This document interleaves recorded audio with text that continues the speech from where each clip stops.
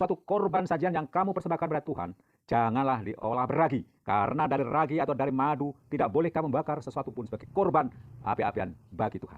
Tetapi sebagai persembahan dari hasil pertama, boleh kamu mempersembahkannya kepada Tuhan. Hanya janganlah dibawa ke mezbah menjadi bau yang menyenangkan.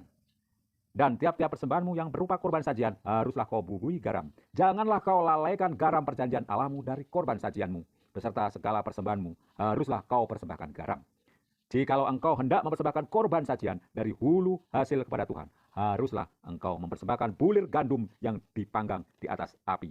Emping gandum baru sebagai korban sajian dari hulu hasil gandummu. Haruslah kau bubung minyak dan kau taruh kemenyan ke atasnya. Itulah korban sajian.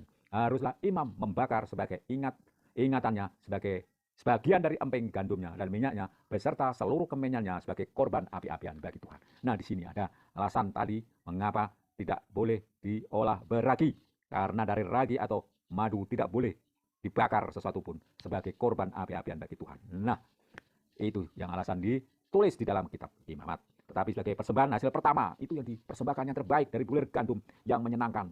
Dan itu bukti bahwa di dalam persembahan sajian, korban sajian itu dari tumbuhan pun.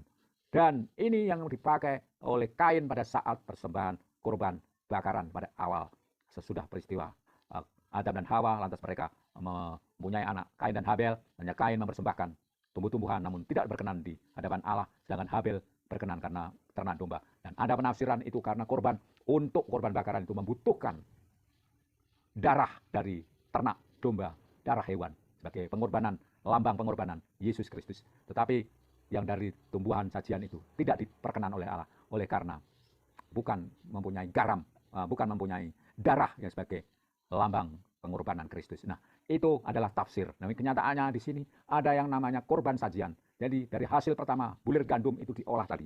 Nah, mempersembahkan bulir gandum yang dipanggang, bukan diolah tapi dipanggang di atas api. Sedangkan yang diolah roti. Nah, emping gandum yang baru sebagai korban sajian dari hulu hasil gandum. Sehingga dengan adanya korban dari tumbuhan ini sebagai korban sajian, bukan korban bakaran, bukan korban keselamatan. Yang lain, yang keselamatan dan lainnya akan kita pelajari lagi. Ada penafsiran dari denominasi tertentu bahwa yang dimaksud dengan penolakan Tuhan atas korban yang diberikan oleh Kain itu oleh karena ketidakrelaan atau motif yang tidak benar.